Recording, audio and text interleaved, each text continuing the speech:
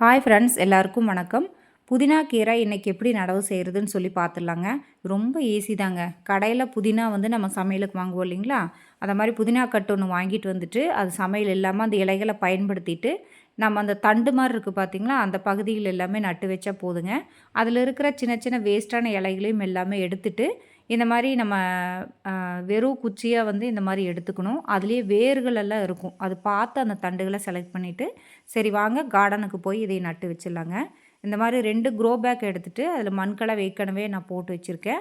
இது எல்லாமே ஹோல்ஸ் போட்டு அதை அப்படியே நேராக நம்ம நட்டு வச்சுட்டு இதுக்கு வந்து தண்ணி ஊற்றணுங்க. நான் அரிசி கழுவுன தண்ணி இருந்தது. ஸோ அது வாட்டரை வந்து டைல்யூட் பண்ணி இந்த மாதிரி எல்லாமே ஊற்றி விட்டாச்சுங்க. புதினா சும்மா தலை தலைன்னு 3 நாளில் நல்லா வளர்ந்து வந்துடும். இது மற்ற நம்ம செடியெல்லாம் பார்த்திங்கன்னா சூப்பராக வளர்ந்து வந்துட்டுருக்குங்க. கீரைகள், அப்புறம் முருங்கை செடி, பாலக்கீரை, இது எல்லாமே சூப்பராக வந்துட்டுருக்கு. இதில் பார்த்திங்கன்னா கத்திரிக்காய் நாற்று வந்து நான் விதை போட்டு விட்ருக்குறேன், வளர்ந்துருக்குங்க.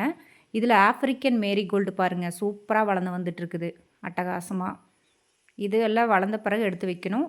இதுலேயும் வந்து பீட்ரூட்டு, கொத்தவரை, இது வந்து செடியவரை, தக்காளி விதைகள் எல்லாமே போட்டு 3 நாளில் பட்டையை கிளப்பிட்டு வந்துருச்சுங்க. இது முள்ளங்கிங்க, இதுவும் 3 நாளில் வந்துருச்சு. மற்ற எல்லா செடிகளும் நல்லா வளர்ந்து வந்துட்டுருக்கு. நான் அடுத்த வீடியோவில் கண்டிப்பாக அப்டேட் பண்ணிகிட்டே இருக்கேங்க. Thank you.